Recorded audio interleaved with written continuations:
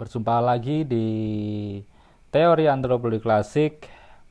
Mari kita lanjutkan pembicaraan kita tentang teori antropologi klasik. Kita sudah sampai penghujung akhir teori dalam ranah klasik. Dan kita coba move on dari apa yang kita bahas minggu yang lalu, yaitu cultural behavior atau antropologi psikologi. Kita sudah 2 kali membicarakan itu. Mari kita bergerak untuk sampai pada satu teori besar, yaitu fungsionalisme.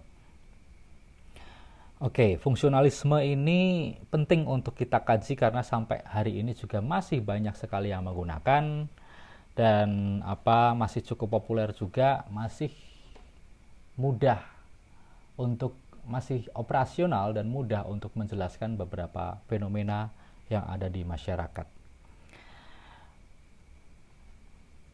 Paham fungsionalisme, perspektif fungsionalisme itu muncul menguat di antropologi itu pertengahan abad 20, yaitu tahun 40-50-an oleh 2 pemikir besar, yaitu tentunya teman-teman tahu, Bronislaw Malinowski dan Arnold Reginald Radcliffe Brown, atau kita sebut sebagai Radcliffe Brown. Nah, baik Malinowski atau Radcliffe Brown itu sebenarnya juga terinspirasi oleh pemikiran fungsionalisme sebelumnya, yaitu fungsionalismenya Emil Durkheim. Teman-teman pasti sudah pernah mendengar yang namanya Emil Durkheim. Ia membahas atau mengeluarkan karya-karya yang kemudian bernuansa fungsionalismenya ini pada awal-awal abad 20 atau pergantian abad 19 sampai awal-awal abad 20. Itu yang kemudian populer kembali pada pertengahan abad 20. Nah, jadi teman-teman, kalau kita ingin membahas teori fungsionalisme, itu ada 3 tokoh yang perlu kita pelajari. Yang pertama adalah Emil Durkheim, kemudian Bronislaw Malinowski, dan Radcliffe Brown. Nah, untuk hari ini saya ingin mencoba mendiskusikan dulu fungsionalismenya Emil Durkheim untuk nantinya kita memahami secara mendasar apa yang dikatakan oleh Bronislaw Malinowski dan Radcliffe Brown. Nah, meskipun Emil Durkheim itu kita bisa sebut sebagai bapak sosiologi, dia yang kemudian meletakkan dasar-dasar ilmu sosiologi hingga kita kenal dalam ilmu sosiologi hari ini, tapi ia juga seorang antropolog. Kajian-kajiannya banyak mendasarkan pada etnografi dan gagasan-gagasannya itu banyak sekali mewarnai pemikiran antropologi hingga hari ini. Nah, maka kita kemudian sangat perlu menyelami pemikiran dari Emil Durkheim, fungsionalismenya Emil Durkheim. Oke, jadi begini. Baik Emil Durkheim, kemudian Malinowski, dan kemudian Radcliffe Brown, mereka memiliki asumsi yang sama tentang kebudayaan. Bahwa asumsinya adalah kebudayaan memiliki fungsi memenuhi kebutuhan tertentu, ya. Kebudayaan memiliki fungsi memenuhi kebutuhan tertentu, baik kebutuhan individu maupun kebutuhan masyarakat. Nah, itulah asumsi dasar yang kemudian menjadi pondasi pemikiran baik Emil Durkheim, Malinowski maupun Radcliffe Brown.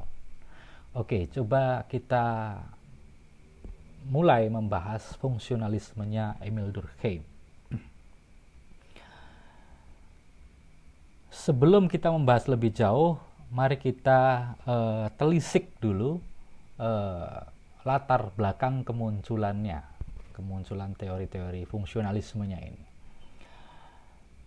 Jadi, sebuah teori atau pemikiran atau disiplin ilmu sosial itu biasanya muncul itu disesuaikan dengan konteks situasi masyarakat di mana teori itu muncul.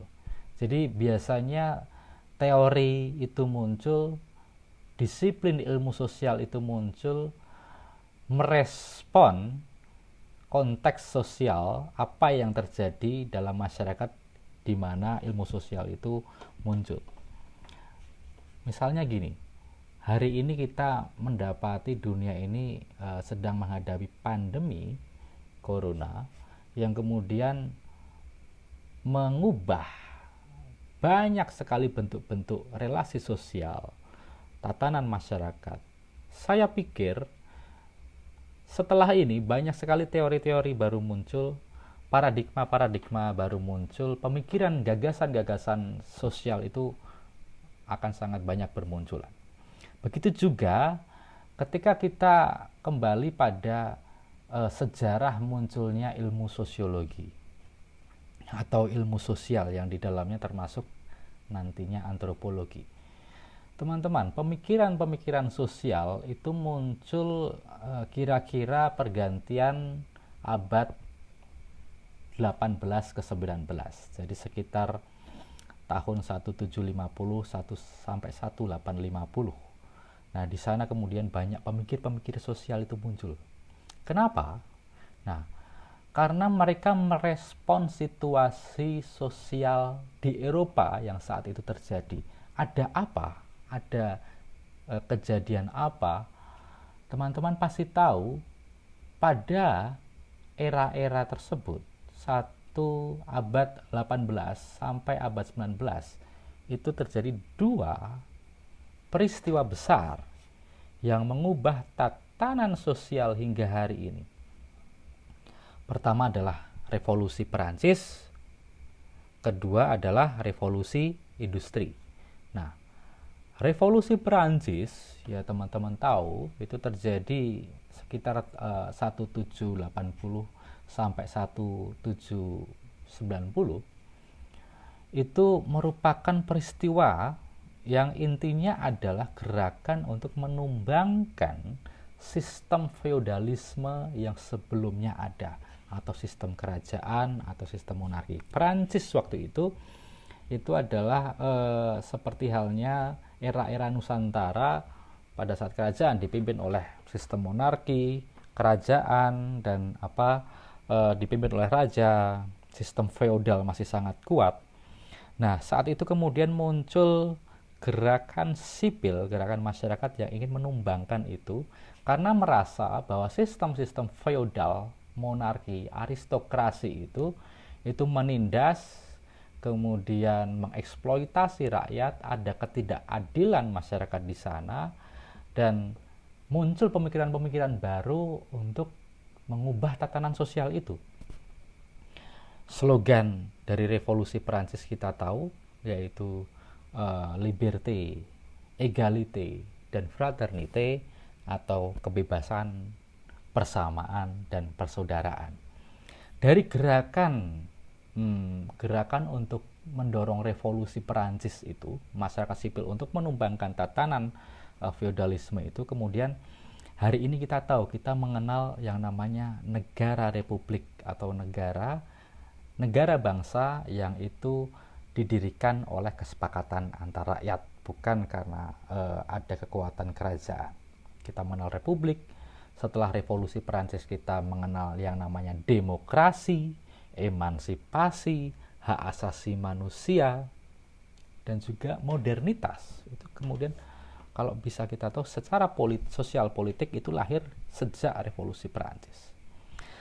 Dari sana kemudian setelah revolusi Perancis, institusi-institusi lama seperti gereja dan tentunya kerajaan itu menjadi serangan kritik sosial, sumber-sumber konflik, dan muncul ketidakpercayaan terhadap institusi keagamaan, gereja misalnya, kemudian kerajaan. Berbuntut pada chaos dan ketidakstabilan sosial yang berkepanjangan yang menyapu hampir seluruh Eropa. Nah, di sana kemudian muncul banyak pemikir, kok bisa ya tatanan sosial kemudian menjadi luar biasa berubah. Nah, itu revolusi Perancis. Ada lagi revolusi industri di Inggris yang itu terjadi ya mirip-mirip seperti waktu revolusi Perancis ketika tahun 1750 sampai 1850. Nah, saya pernah menjelaskan bahwa revolusi ini sebenarnya adalah revolusi tatanan sosial ekonomi dunia yang terjadi di Inggris pada mulanya ketika tenaga-tenaga hewan, tenaga manusia itu kemudian digantikan oleh tenaga mesin. Itulah kenapa hari ini kita tahu pentingnya mesin uap ciptaan dari James Watt itu, karena dari mesin itu kemudian menggantikan berbagai tenaga-tenaga hewan atau manusia yang digunakan dalam perekonomian sebelumnya. Nah, itu mengubah tatanan masyarakat agraris pertanian menuju masyarakat industrial atau perkotaan. Setelah muncul penggantian mesin-mesin itu, industri-industri kemudian muncul, kota-kota besar kemudian muncul, terjadi urbanisasi yang luar biasa banyak, konsentrasi populasi itu memenuhi kota-kota besar, terjadi ledakan populasi, kemudian lahirlah masyarakat perkotaan, lahirlah masyarakat urban. Di sana muncul juga tatanan ekonomi baru, misal tatanan sosial ekonomi baru. Misalnya ada yang kemudian kita sebut sebagai kelas menengah, kemudian ada yang kita sebut sebagai kelas bawah, ada kaum borjuis, ada kaum proletar, ada pemilik modal, ada kemudian pekerja, ada kemudian kaum kapitalis, ada kemudian kita sebut kaum bawah, kaum proletar, yang itu menimbulkan kesenjangan sosial dan menimbulkan konflik yang berlarut-larut.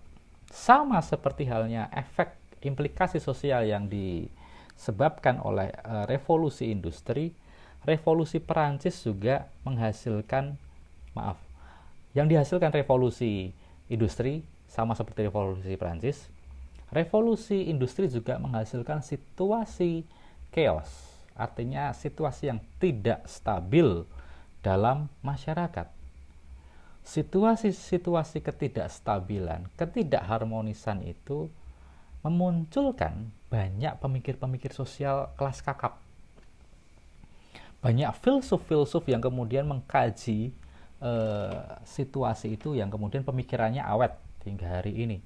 Kita bisa menyebut ada Immanuel Kant, kemudian ada Hegel, kemudian ada Auguste Comte, ada Herbert Spencer, ada Emile Durkheim, ada Karl Marx, ada Friedrich Engels, ada kemudian Max Weber dan lain-lain. Semuanya yang pemikir-pemikir besar itu, filsuf-filsuf itu kemudian mencermati dan berlomba untuk menganalisis mengapa kemudian ada tatanan sosial yang berubah. Oke. Nah, kembali pada soal fungsionalisme. Fungsionalisme atau sebenarnya ilmu sosiologi sendiri itu mencoba untuk menjawab persoalan tentang ketidakstabilan dan tentang situasi chaos dalam masyarakat itu. Ilmu sosiologi muncul dari itu untuk menjawab persoalan mengapa kemudian ada situasi sosial yang seperti ini. Tema-temanya atau kemudian fokusnya itu sebenarnya ingin bertanya soal ini, teman-teman harus ingat, berkaitan dengan harmonisasi sosial. Bagaimana menciptakan harmonisasi sosial? Kemudian tentang integrasi sosial. Kenapa kemudian masyarakat menjadi disintegrasi atau kemudian menjadi konflik pecah? Mereka kemudian bertanya, kenapa ada yang namanya kesenjangan sosial, situasi yang tidak harmonis.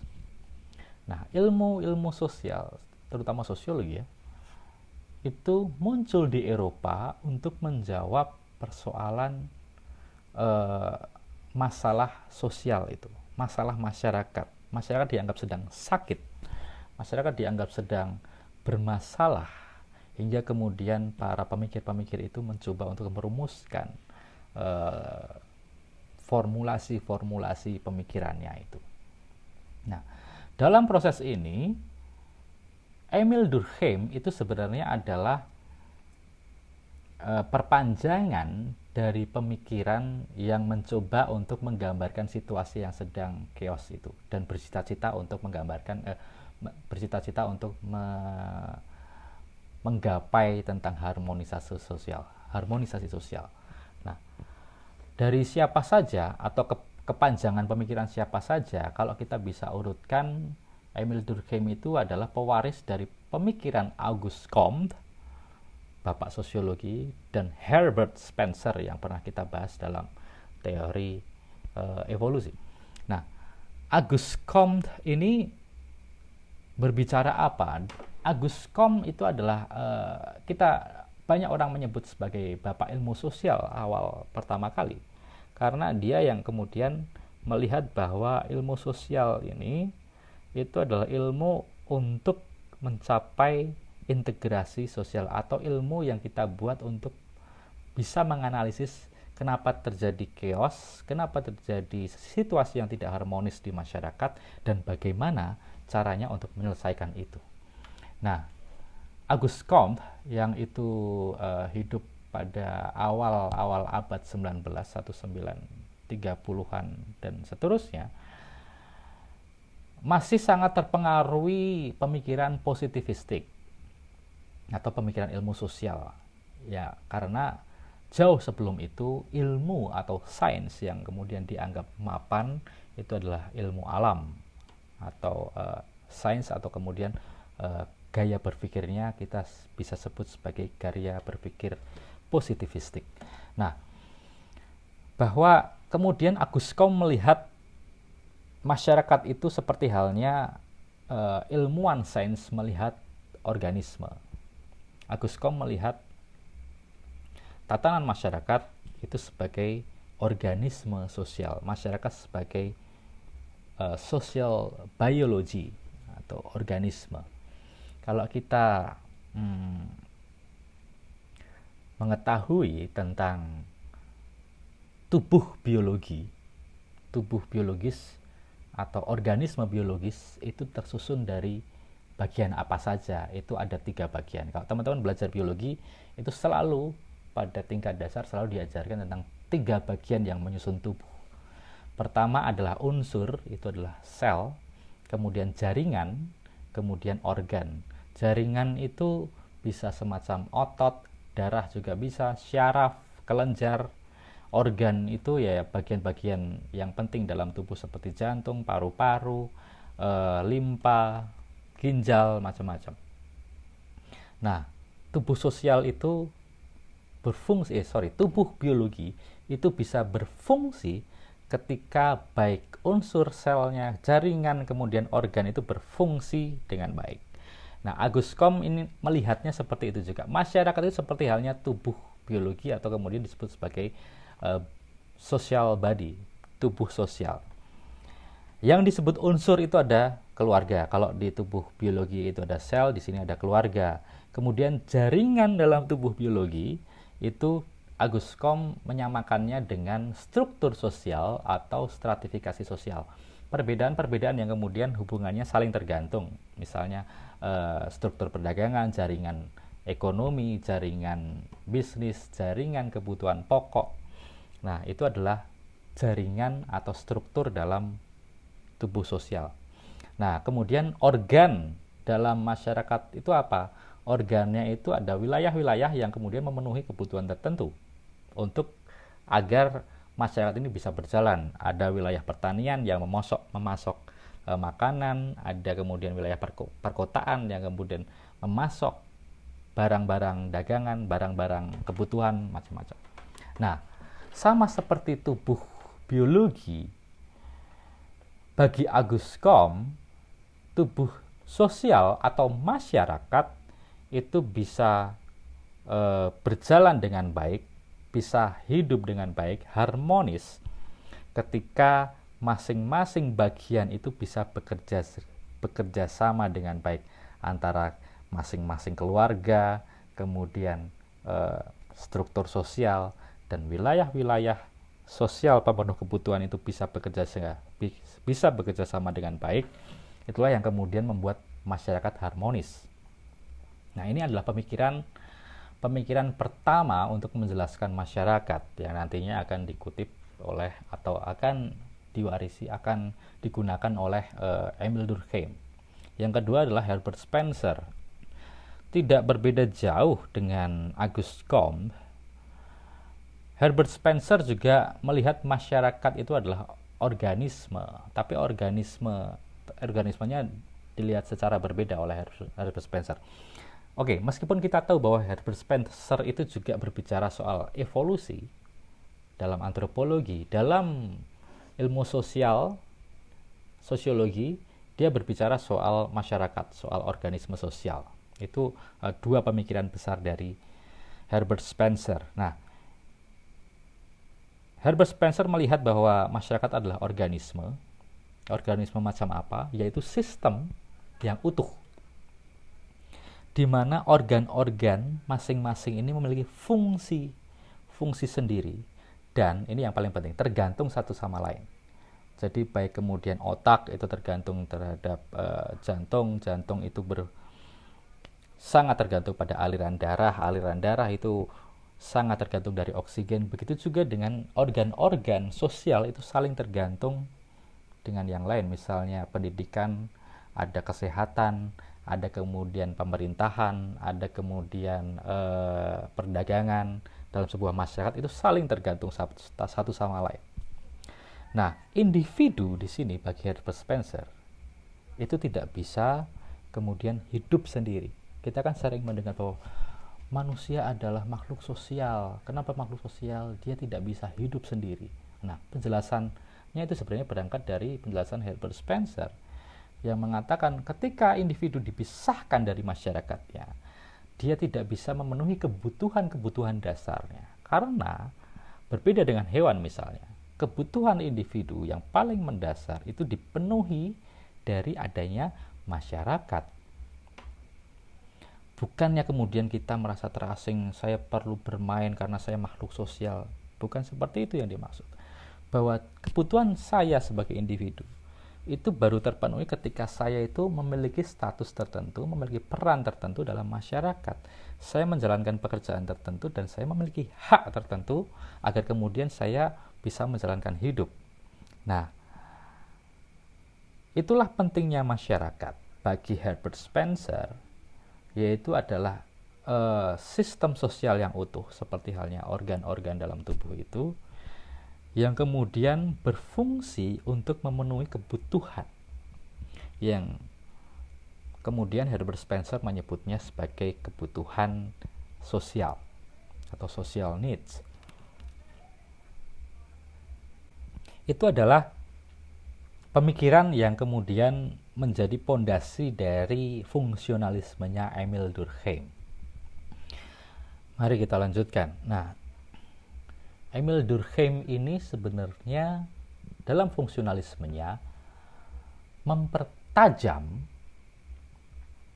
menghaluskan dan mengkonkretkan pemikiran-pemikiran dari fungsionalisme sebelumnya, Auguste Comte maupun Herbert Spencer, menjadi sangat operasional dan sangat menarik. Kemudian dari Emil Durkheim lah fungsionalisme itu kemudian menjadi sangat populer. Teman-teman harus ingat bahwa pemikiran Emil Durkheim ini didahului oleh pertanyaan yang sederhana. Pertanyaannya kira-kira bunyinya gini: mengapa ada kesatuan yang disebut masyarakat? Oke? Atau begini, simpelnya adalah apa yang kemudian mengikat individu dengan individu lain berkumpul membentuk masyarakat. Apa yang mengikat mereka? Nah, yang kedua, bagi Durkheim, sebenarnya masyarakat ini itu memenuhi kebutuhan apa? Nah, dia ingin mendetailkan persoalan yang sudah diangkat oleh Herbert Spencer. Masyarakat memenuhi fungsi apa? Jawabannya, ini perlu teman-teman ingat, jawabannya adalah memenuhi fungsi integrasi. Kalau menurut Emil Durkheim, masyarakat itu memenuhi kebutuhan apa? Kebutuhan untuk berintegrasi. Oke. Nah, kemudian pertanyaan yang awal tadi, apa kemudian yang mengikat mereka? Ketika kemudian individu berkumpul membentuk sebuah kelompok, apa yang mengikat mereka? Mengapa kemudian itu tidak pecah? Atau dalam suatu titik, mengapa kemudian muncul harmonisasi sosial, harmonis? Kenapa kemudian masyarakat stabil?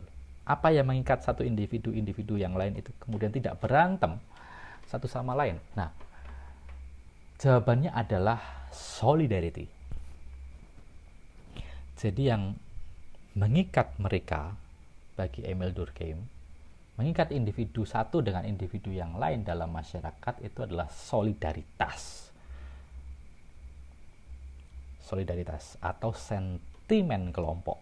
Sentimen itu bukan kebencian ya, tapi empati atau simpati terhadap kelompok, rasa cinta, rasa memiliki terhadap kelompok mereka, itu yang kemudian disebut sebagai sentimen kelompok. Nah, solidaritas yang kemudian menghasilkan sentimen kelompok itu ada dua. Teman-teman pasti selalu mendengar ketika dulu sekolah dan diajarkan di pelajaran IPS, mendengar ada dua bentuk solidaritas. Nah, ini sebenarnya dari Emil Durkheim, yaitu pertama adalah solidaritas mekanis, yang kedua adalah solidaritas organis atau mechanical solidarity dan organic solidarity.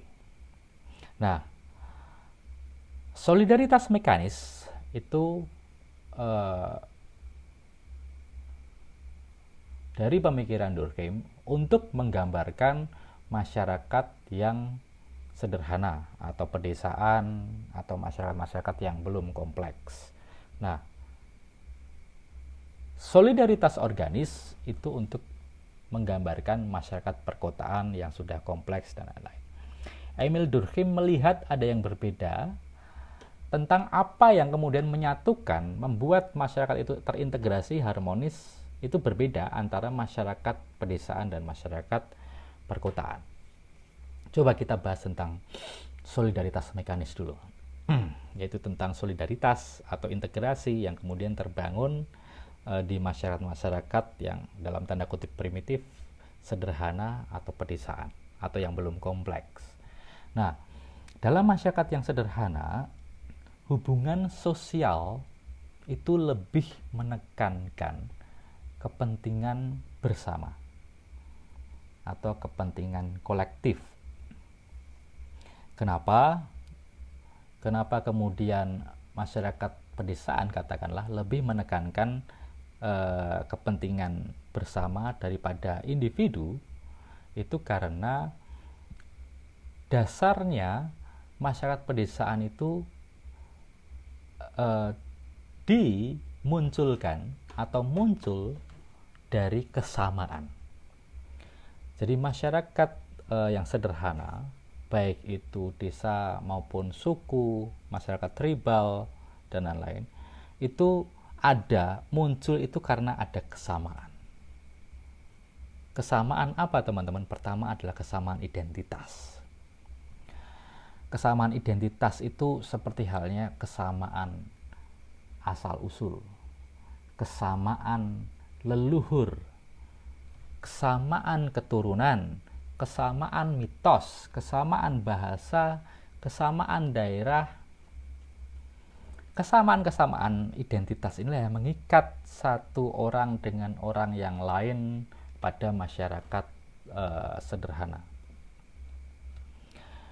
kesamaan identitas itu ya hari ini kita bisa merasakan itu seperti halnya kesamaan identitas kita antara misalnya sesama anggota mahasiswa antropologi 2019 misalnya, atau mahasiswa antropologi Universitas Brawijaya, ada identitas yang sama, ya kan, bahwa saya dan teman saya sesama mahasiswa antropologi itu memiliki identitas yang sama, maka saya punya ikatan tertentu, punya solidaritas.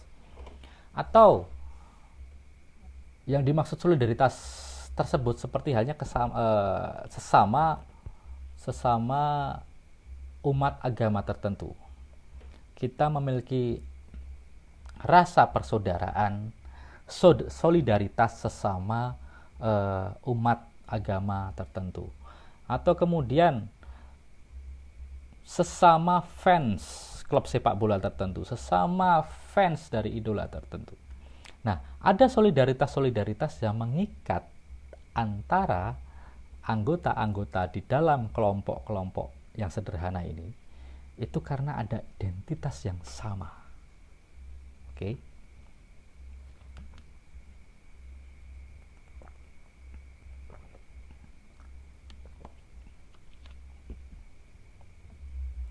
Identitas yang sama ini kemudian membangun solidaritas yang sangat kuat. Misalnya teman-teman misalnya teman-teman tergabung dalam sebuah kelompok atau sesama mahasiswa antropologi, itu aja deh. Ketika ada satu anak andro yang dipukuli misalnya ya, dipukuli sama jurusan lain, dipukuli sama fakultas lain atau universitas lain, kita nggak terima karena dia adalah saudara saya, kita akan membalasnya.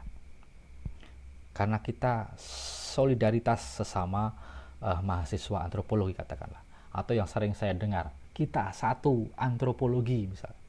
Yel-yel yang kemudian itu bertujuan untuk mengikat solidaritas, ya kan. Solidaritas apa? Solidaritas karena kesamaan identitas itu. Nah, menurut Emil Durkheim, apa yang membuat masyarakat sederhana itu bersatu, harmonis, dan memiliki solidaritas di dalamnya, itu karena diikat oleh identitas yang sama, identitas yang berhubungan dengan itu tadi. Kalau dalam masyarakat sederhana bisa kesamaan leluhur, kesamaan bahasa, kesamaan asal usul, kesamaan desa, macam-macam. Itu yang pertama. Yang kedua, karena masyarakat sederhana kemudian masih belum memiliki pembagian kerja atau division of labor kalau dalam bahasanya Durkheim, atau masyarakat sederhana pedesaan itu masih memiliki pekerjaan yang homogen. Misalnya gini, desa itu yang di dalamnya itu memiliki sistem ekonomi tertentu, itu pekerjaannya itu kebanyakan homogen. Semuanya adalah petani, semuanya adalah peladang katakanlah. Nah, pekerjaan-pekerjaan yang sama itu dikerjakan secara bersama-sama.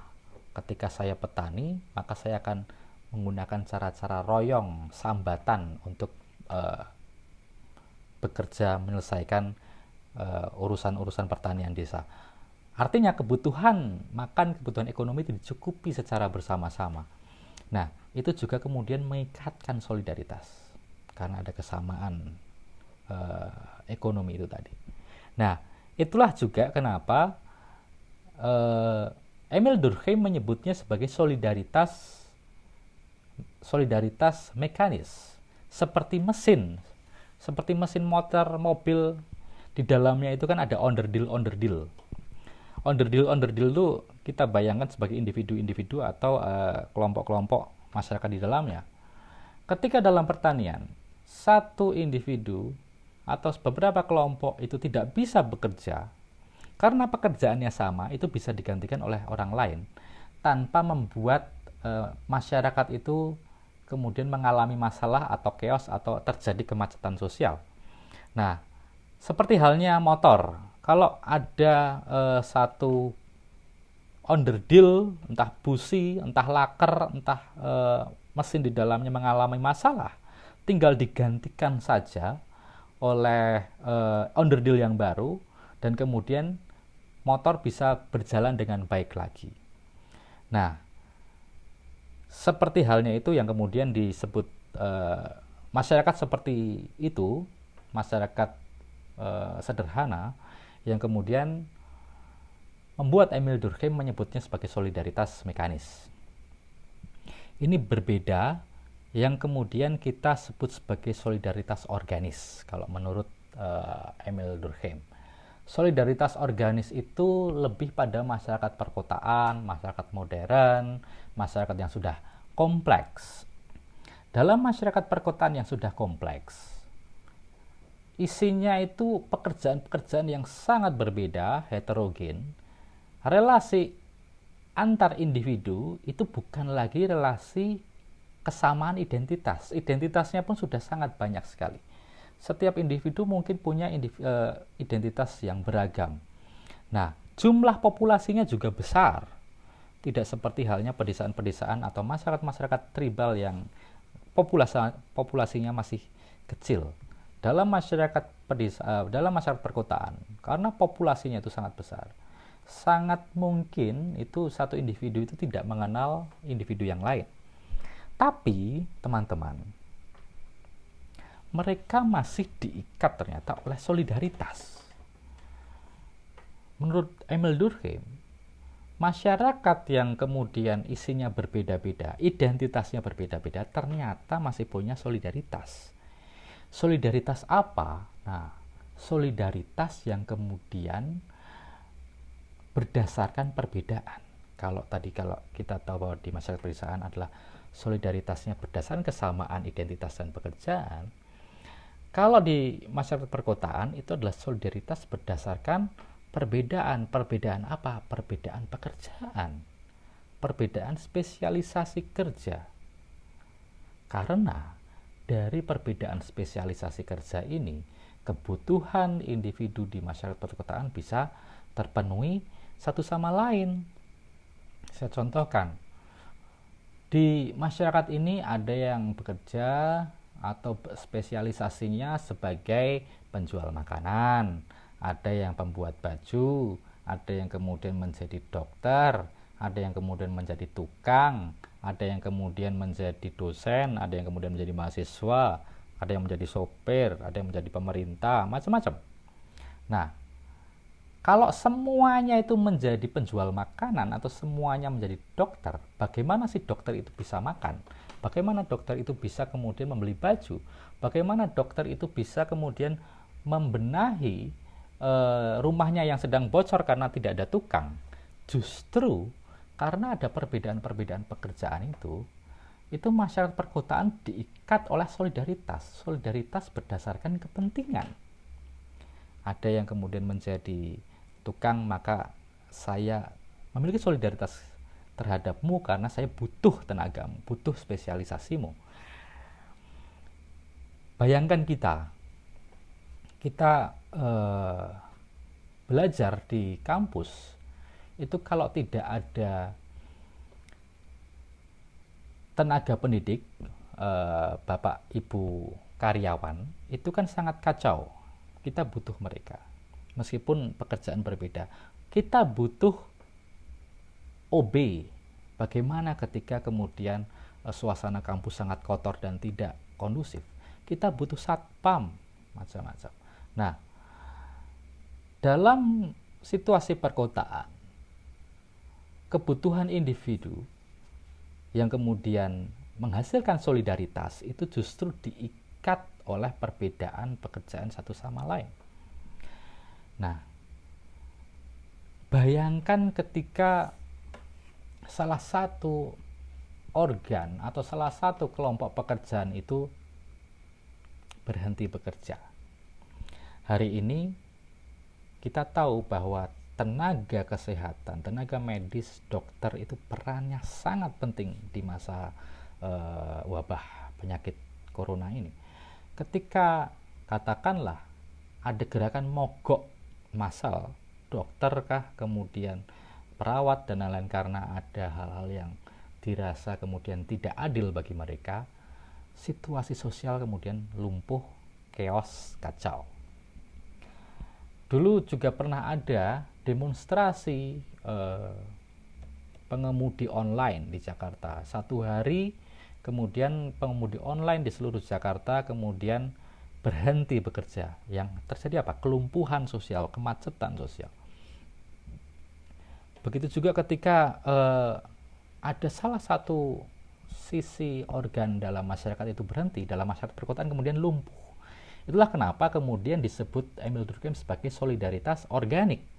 Karena berbeda seperti mesin yang mudah saja digonta-ganti onderdil. Dalam tubuh manusia, ketika satu organ itu kemudian bermasalah, itu gerak tubuh itu kemudian mengalami kemacetan, mengalami masalah. Yang terjadi adalah kalau dalam tubuh masyarakat terjadi kemacetan sosial. Butuh waktu lama untuk menyembuhkan. Nah, seperti halnya tubuh, itulah kenapa kemudian solidaritas yang muncul karena perbedaan dari masyarakat perkotaan itu kemudian disebut sebagai solidaritas organik. Nah, kuncinya sederhana ya teman-teman ya, kalau teman-teman mau mengingat bahwa solidaritas mekanis itu diikat oleh asumsi kesamaan, prinsip kesamaan identitas. Kalau solidaritas organis di masyarakat perkotaan itu diikat oleh prinsip-prinsip perbedaan. Nah, Emil Durkheim itu menjelaskan berbagai pendapatnya tersebut itu melalui atau menjelaskan berbagai teori fungsionalismenya itu dalam menganalisis berbagai fenomena masyarakat.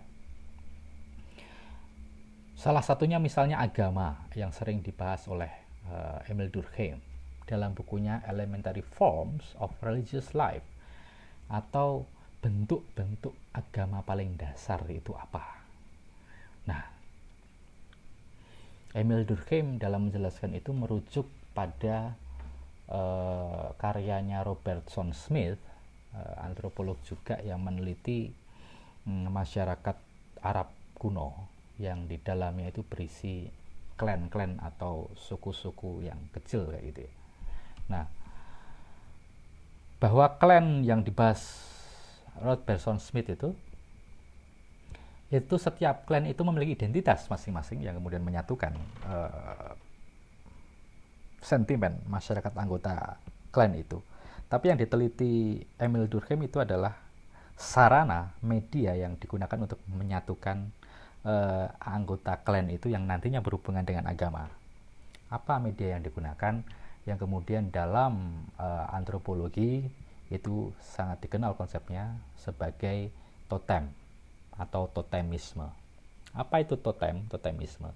Jadi merujuk pada karya Robertson Smith itu, dalam setiap klan itu, setiap klan itu punya identitas yang disimbolkan melalui, kalau tidak hewan yang ya tumbuhan, kalau tidak hewan ya tumbuhan yang ada di sekitar mereka. Misalnya ada klan unta, klan yang lain kemudian mendaku diri sebagai klan singa, klan yang lain mendaku sebagai klan macan, atau klan biri-biri, klan kambing, klan sapi, macam-macam. Nah, ini dianalisis lebih dalam oleh Emil Durkheim melalui perspektif totemisme itu. Jadi bahwa yang katakanlah unta, sebuah klan itu memiliki totemnya unta. Ketika unta, hewan unta itu dijadikan totem atau dijadikan simbol pengikat dari klan itu, maka unta ini akan diperlakukan secara spesial. Tidak seenaknya kemudian diburu, dibunuh, dikorbankan, dikonsumsi kayak gitu. Unta kemudian hanya akan dikorbankan misalnya dalam upacara-upacara suci dalam hubungannya terhadap penyembahan dewa-dewa tertentu atau Tuhan. Apakah kemudian pertanyaannya, klan unta itu menyembah unta atau kemudian menganggap unta sebagai dewa? Ini yang salah dipahami oleh beberapa orang, bahwa klan pemilik totem unta katakanlah itu meletakkan unta sebagai penjelmaan dewa yang kemudian fungsinya sebenarnya adalah sebagai media visual, media yang kemudian media yang tampak gitu ya, untuk mengikat rasa sentimen kelompok, bahwa anggota kelompok itu merasa bahwa untalah yang kemudian mencerminkan sifat-sifat dari setiap anggota kelompok, bahwa kita adalah klan unta yang kemudian memiliki ciri-ciri tertentu, memiliki prinsip-prinsip sifat-sifat tertentu. Ketika ibadah, ketika ritual mengorbankan unta katakanlah, karena kalau totem itu hanya dikorbankan dalam ritual-ritual keagamaan tertentu. Ketika ritual mengorbankan totem, di saat atau di momen ritual itulah semangat atau sentimen-sentimen kelompok itu hadir, atau solidaritas kelompok itu kemudian menguat. Semangat rasa solidaritas, rasa memiliki, rasa bergabung, belonging terhadap kelompok itu menguat ketika ada ritual pengorbanan unta. Nah, mungkin kita agak asing dalam mendengar cerita itu, tapi kemudian kalau kita kaitkan dengan wujud-wujud totem hari ini, itu kita mudah sekali untuk memahaminya. Wujud totem yang mengikat sentimen kelompok atau rasa kebersamaan individu dalam kelompok tertentu banyak sekali. Misalnya sapi di India yang dianggap sakral juga kan, gajah putih di Thailand, apalagi kan hewan-hewan banyak.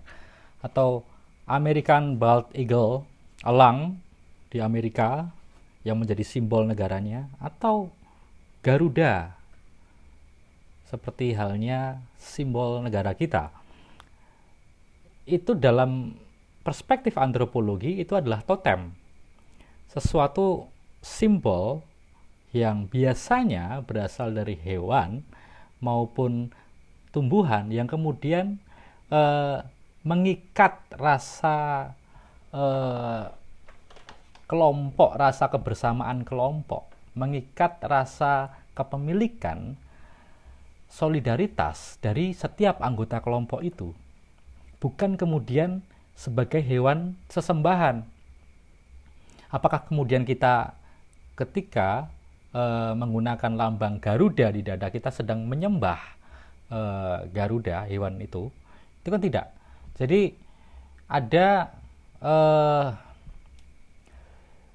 semangat kelompok yang disimbolkan oleh hewan-hewan itu, dan itu adalah warisan dari atau bentuk-bentuk kuno yang hari ini masih kita praktikkan. Kenapa harus hewan? Kenapa harus tumbuhan? Ya karena dulu masyarakat yang masih sederhana paling mudah kemudian menyimbolkan dengan apa yang mereka lihat di sekitar.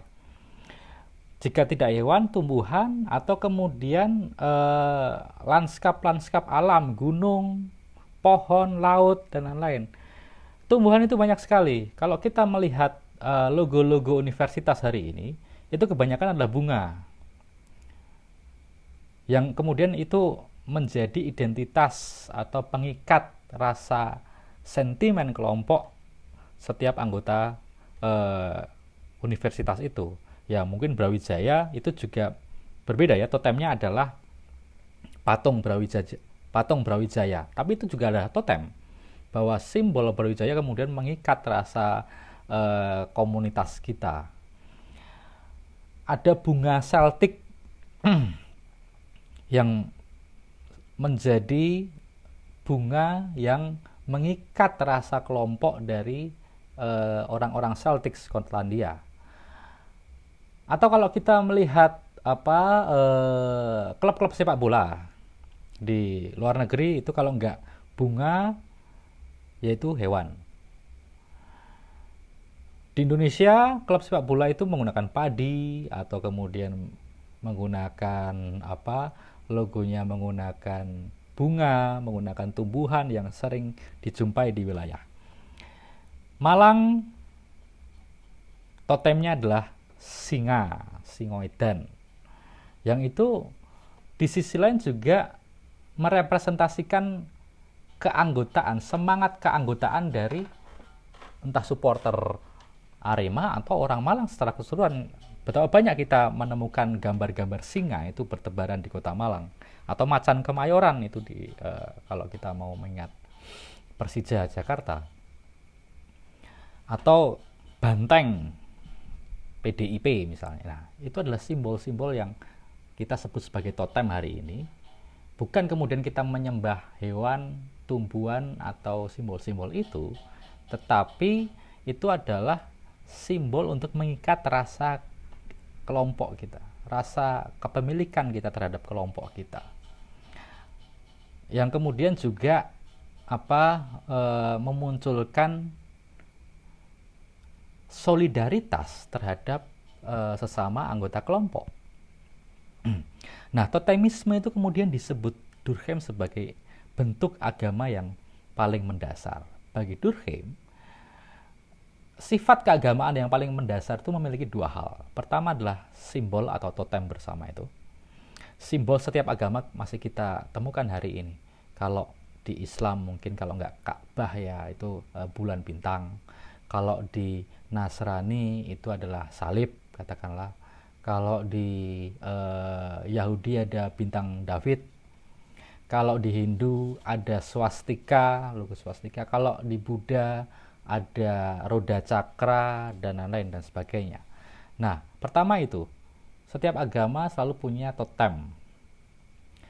Yang kedua, ada ritual kongregasi atau ritual berkumpul. Setiap agama, syarat sebuah agama itu adalah perkumpulan secara fisik bersama-sama, yang kemudian di sana ketika kita berkumpul bersama, atau kemudian kita diikat oleh rasa kebersamaan oleh simbol ini, maka di sana ritual-ritual keagamaan itu sebenarnya adalah momen untuk mengikat setiap anggota individu itu memiliki solidaritas satu sama lain.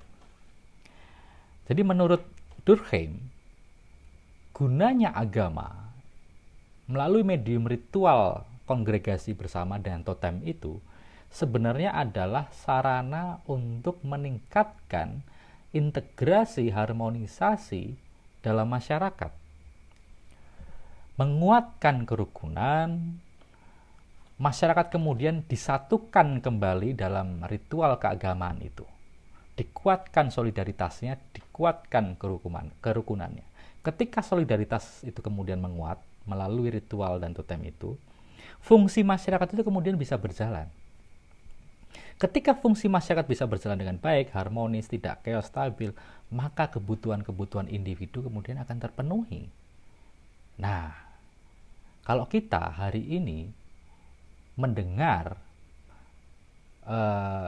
analisis agama melalui cara-cara itu, bahwa agama itu menguatkan solidaritas umat, kemudian ritual itu menguatkan rasa kebersamaan antar anggota keagamaan, itu adalah analisis-analisis yang bersumber dari Durkheim. Berbeda dari misalnya kalau kita menafsir agama itu bagaimana cara kita memandang realitas katakanlah. Nah, itu kita mengacu pada pemikiran-pemikiran seperti Clifford Geertz, seperti Patrick Berger, seperti bahkan Abby Tyler misalnya. Ada perbedaan dalam menafsir agama. Begitu juga kalau kita menafsir agama bahwa itu jalan untuk mencapai surga atau menambah pahala. Cara-cara bagaimana kita menambah pahala untuk nanti mencapai surga, itu mungkin teori-teori dari Pak Ustadz. Jadi ada perbedaan-perbedaan bagaimana kita menafsir agama. Kalau mendengar dari Durkheim, yaitu agama sebagai cara-cara kita untuk membangun solidaritas kelompok, sentimen antar anggota untuk menguatkan solidaritas ini, yang ujungnya adalah harmonisasi sosial. Nah, itu ketika Durkheim membahas tentang agama. Ada juga yang ketika membahas tentang bunuh diri, teman-teman bisa membaca bukunya Durkheim yang sangat terkenal berjudul Suicide. Intinya juga tentang solidaritas, tentang integrasi sosial. Bunuh diri bisa terjadi dalam masyarakat perkotaan karena hilangnya solidaritas komunal pada titik ekstrim. Ketika seorang individu kemudian kehilangan relasi sosial yang dapat menguatkan dirinya di tengah depresi misalnya, ketika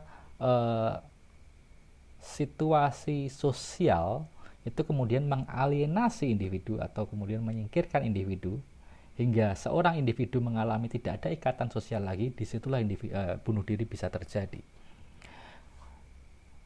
Ada ikatan batin yang sedang ada perasaan batin yang sedang drop oleh individu karena mungkin kejatuhan ekonomi, kemudian karena ada permasalahan sosial dan lain-lain, yang tidak ada jaring-jaring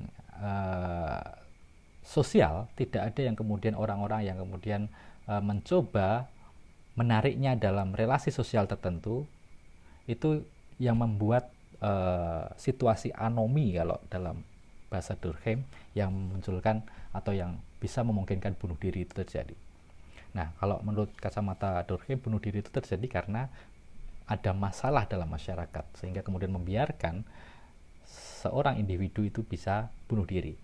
Durkheim juga melihat bahwa kasus-kasus bunuh diri banyak terjadi di perkotaan, jarang terjadi di pedesaan, karena ketika di pedesaan ada ikatan sosial yang kuat, relasi satu orang dengan orang lain yang kuat, itu yang kemudian sangat efektif untuk mencegah bunuh diri.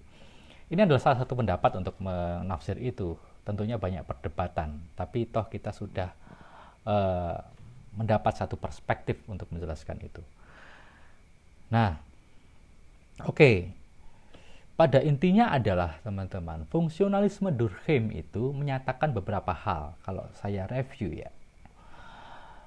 Pertama, individu tidak bisa hidup tanpa kerjasama dengan individu yang lain. Kedua, individu membutuhkan kerjasama dalam jumlah yang besar yang kemudian disebut sebagai masyarakat. Ketiga, masyarakat kemudian dapat berfungsi untuk memenuhi kebutuhan individu. Nah, masyarakat kemudian bisa ada itu karena adanya solidaritas. Solidaritas itu tadi seperti yang saya bilang, ada yang berbentuk solidaritas mekanis dan kemudian solidaritas organis. Nah, contohnya ritual keagamaan berfungsi untuk merefresh rasa solidaritas mekanis itu seperti yang tadi saya jelaskan. Dan bunuh diri, contohnya Durkheim, itu masalah dalam solidaritas organis ketika individu tidak bisa mendapatkan jaringan-jaringan sosial yang bisa menyelamatkan keadaan batinnya. Pada akhirnya, kalau teman-teman kemudian mendengar istilah integrasi sosial, harmonisasi sosial, bahkan kemudian persatuan dan kesatuan, ini adalah warisan dari fungsionalismenya Durkheim. Oke, intinya seperti itu. Mungkin akan kita lanjutkan minggu depan untuk membahas fungsionalismenya Malinowski atau fungsionalisme strukturalnya Radcliffe-Brown. Oke, selamat siang.